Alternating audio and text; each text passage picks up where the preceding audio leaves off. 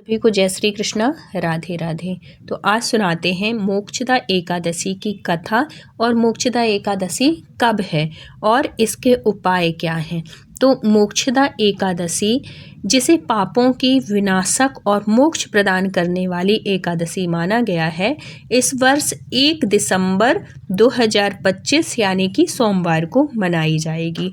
क्योंकि ये जो एकादशी है वो वैसे तो आ गई है 30 नवंबर को रात में आई है, लेकिन हम सब सनातनी उदया तिथि लेते हैं, सुबह के टाइम दूसरी तिथि से लगी हुई, तो हम मानेंगे 1 दिसंबर को। और ये उदया तिथि में आई हुई है, इसलिए हम 1 दिसंबर को व्रत करेंगे।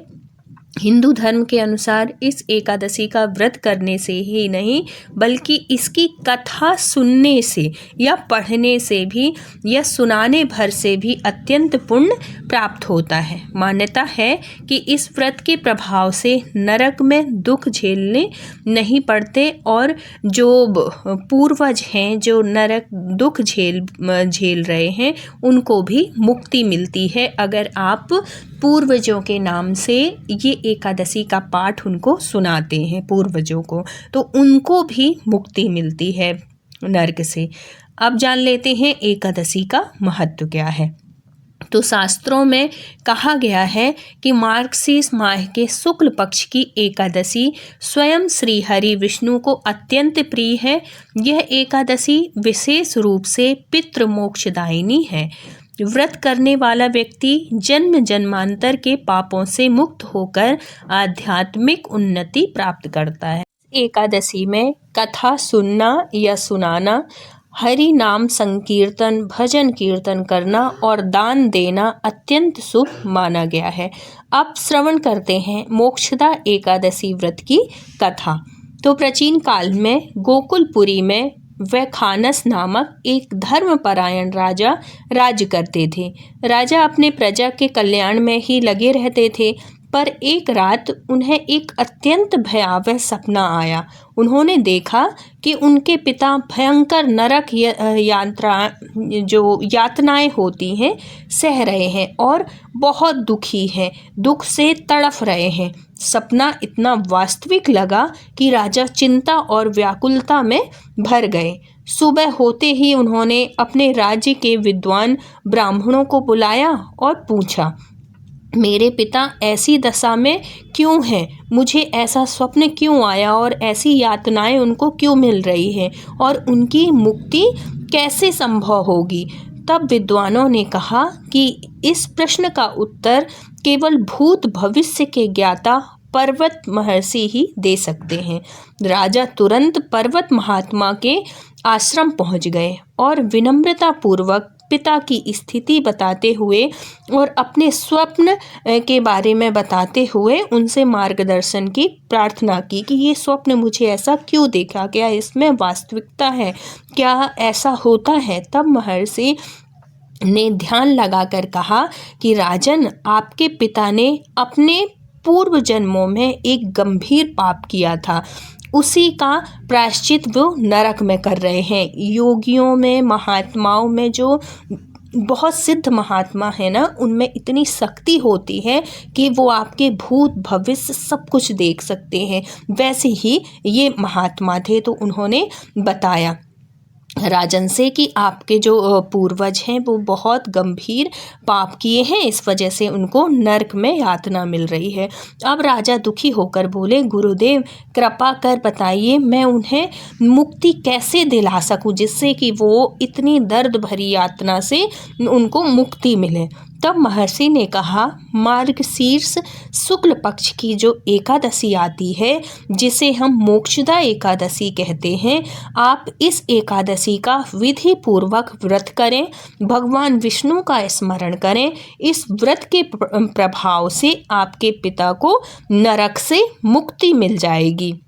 इतना महत्व है इस एकादशी का, मोक्ष प्रदान करने वाली ये एकादशी है, और इसीलिए ये जो एकादशी है ये मोक्षदा एकादशी के नाम से जानी जाती है। हमें स्वयं भी मोक्ष मिलता है और हम जिसके निमित्त ये व्रत करते हैं उसको भी मोक्ष की प्राप्ति होती है। तब राजा वैखानस ने पूरे विधि विधान से व्रत किया। उनकी तपस्या, भक्ति और एकादशी के पुण्य से उनके पिता जो नरक में इतनी यातना पा रहे थे, नरक से मुक्त हुए और दिव्य रूप धारण कर स्वर्गलोक की ओर प्रस्थान करते हुए बोले, पुत्र, तुम्हारा कल्याण हो। तुम्हारी भक्ति से मुझे मोक्ष दिलाया है, तुम्हारी भक्ति की वजह से मुझे मोक्ष मिला।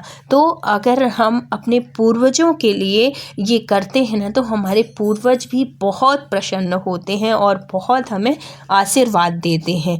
मोक्षदा एकादशी के लाभ: पूर्वजों को मोक्ष प्राप्त होता है, पापों का क्षय, मन की शांति, परिवार में सुख समृद्धि और भगवान विष्णु की कृपा प्राप्त होती है। अब इस दिन इसका उपाय क्या है कि इस दिन आप कुछ उपाय करके अपने जीवन को और भी धन्य बना सकते हैं। तो मोक्षदा एकादशी के दिन ही भगवान कृष्ण ने अर्जुन को गीता का ज्ञान दिया था और आज के दिन ही, मोक्षदा एकादशी के दिन ही गीता की उत्पत्ति हुई थी। मतलब गीता जयंती के नाम से भी मनाया जाता है। तो इस दिन अगर हम गीता का दान करते हैं, अब गीता की पुस्तकों को हम बांटते हैं मंदिरों में या किसी ऐसे भक्तों के पास जिनके पास हो ना, या कि जो लालायित है, जो पढ़ने के इच्छुक है, उनको अगर हम देते हैं तो इसमें भी बहुत पुण्य की प्राप्ति होती है। और एकादशी के दिन अगर हम भगवान कृष्ण को, लड्डू गोपाल को, जिस भी भगवान विष्णु को अगर हम मोर पंख अर्पण करते हैं तो इससे भी भगवान बहुत प्रसन्न होते हैं। और मोक्षदा एकादशी के दिन अगर हम गौशाला जाते हैं, गायों की सेवा करते हैं, तब भी भगवान बहुत प्रसन्न होते हैं। मोक्षदा एकादशी के दिन अगर हम भजन कीर्तन कुछ धार्मिक कार्य करते हैं, धार्मिक उत्सव करते हैं, तब भी इससे भगवान बहुत प्रसन्न होते हैं। और कई गुना, जैसे हम नॉर्मल दिन में अगर हम ये सारे काम करें तो हम उतना फल तो हमेशा, शुभ कर्म का फल तो हमेशा मिलता है, लेकिन कुछ तिथियां होती हैं कि उसमें अगर हम ऐसे कार्य करते हैं तो इसका जो फल है वो कई गुना बढ़ के, 10 गुना, 20 गुना, बल्कि सहस्त्र गुण बढ़ के इसका फल प्राप्त होता है। इसलिए मोक्षदा एकादशी के दिन जरूर हो सके तो आप गौशाला जाइए, हो सके आप अपनी सामर्थ्य के हिसाब से, जितनी आपकी सामर्थ्य हो उस हिसाब से आप गरीबों में दान पुण्य करिए, मंदिर जाइए, मंदिर में ये किताबें, धार्मिक किताबों का वितरण करिए, गीता जरूर आप बांटिए। और एक और उपाय अगर आप कर लें तो इससे बहुत प्रसन्न होते हैं भगवान कृष्ण, हमारे लड्डू गोपाल।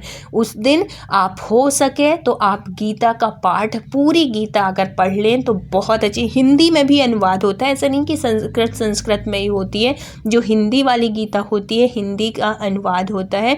तो अगर आप वो पढ़ लें पूरे दिन में, पूरी गीता अगर पढ़ लें तो बहुत अच्छी बात है, इससे अच्छा कुछ नहीं हो सकता। और अगर आपके पास समय की कमी है, आप पूरा नहीं पढ़ पाते, आपके पास इतना टाइम नहीं है, घर परिवार गृहस्थी ऑफिस जो भी कारण हो, आप अगर नहीं पढ़ पाते हैं तो गीता के 11वें अध्याय का पाठ जरूर करिएगा। इससे भी मोक्ष की प्राप्ति होती है, मन वांछित फल की प्राप्ति होती है। तो अगर आप ऐसा करेंगे तो भगवान कृष्ण की बहुत कृपा होगी आपके ऊपर, अपार कृपा होती है और सारी मनोकामनाएं हर भक्त की पूर्ण होती है। अगर आप मन से और धार्मिक विचार के साथ कभी भी भक्ति में द्वेष करके कभी कोई पूजा पाठ मत करिए, हमेशा प्रसन्नचित होके और भक्ति से रिलेटेड ही आप भगवान से मांगिए। और मैं तो यही कहूँगी कि भगवान से कुछ मांगने की ज़रूरत भी नहीं है, भगवान सब जानते हैं। लेकिन बहुत से लोग ऐसे हैं कि अधिकार भी होता है भगवान से, हम भगवान से ना मांगेंगे तो किससे मांगेंगे, दुनिया से अच्छा है, दुनिया से मांगने से अच्छा है आप भगवान से मांगिए। तो उस दिन आप कोई भी अपनी मनोकामना अगर भगवान से बोलते हैं और कुछ पाठ करते हैं, जैसे गीता का पाठ हो, या कि फिर आप सहस्त्र नाम, विष्णु सहस्त्र नाम का भी अगर आप उस दिन पाठ करते हैं ना, तब भी बहुत कृपा होती है। तो ये कुछ कार्य करके आप अपने जीवन को धन्य कर सकते हैं, अपनी मनोकामना को पूर्ण करवा सकते हैं। तो अगर कहानी कथा अच्छी लगी हो, जानकारी अच्छी लगी हो, चैनल में न्यू हैं तो ज़रूर सब्सक्राइब कर लीजिएगा, शेयर कर दीजिएगा। तो फिर मिलते हैं किसी धार्मिक कथा कहानी के साथ। जब तक अपना ख्याल रखिए, अपनों का ख्याल रखिए। Thank you so much full watch करने के लिए। राधे राधे।